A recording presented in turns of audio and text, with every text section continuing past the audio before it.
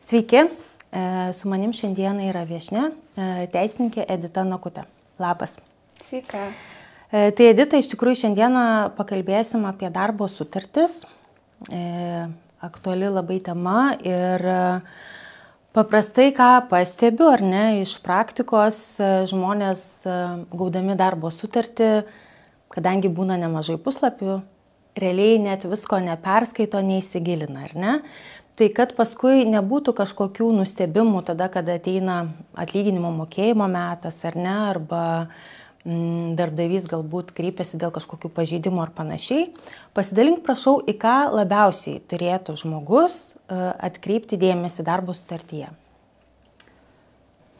Na taip, kaip tu ir pastebėjai, darbo sutarčių dažnai žmonės neskaito, pasižiūri tik į kelis punktus iš tikrųjų. Tai yra, ar teisingai jiem nurodytas atlyginimas, jų darbo vieta ir daugiau, mažiau jie nelabai ką skaito, o reikėtų skaityti.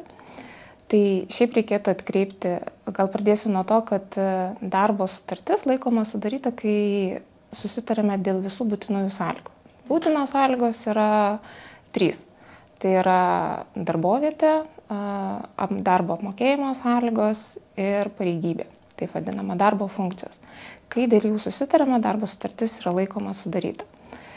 Tai į ką reikėtų atkreipti dėmesį, tai yra į atlyginimą, kaip jisai surašytas, į darbo vietą, darbovietę, kas yra nurodyta, ir į kitas papildomas sąlygas, nes gali būti ir papildomų sąlygų, kaip nekonkuravimas, kaip dėl konfidencialios informacijos, gali būti dėl viršvalandinio darbo, dėl pavadavimų gali būti, kur slypi kabliukai, į kuriuos reikia atkreipti dėmesį. Taip pat reikia atkreipti dėmesį į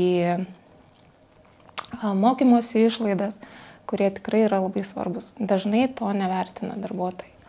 Ar bandomasis laikotarpis taip pat yra tas dalykas, į kurį galbūt vertėtų atkreipti dėmesį? Tai vertėtų atkreipti dėmesį į tai, kaip jis yra surašytas. Bet labai daug problemų, kad, tarkim, kad ten jau pastebės ir nepastebės, jisai tiek nesukelia.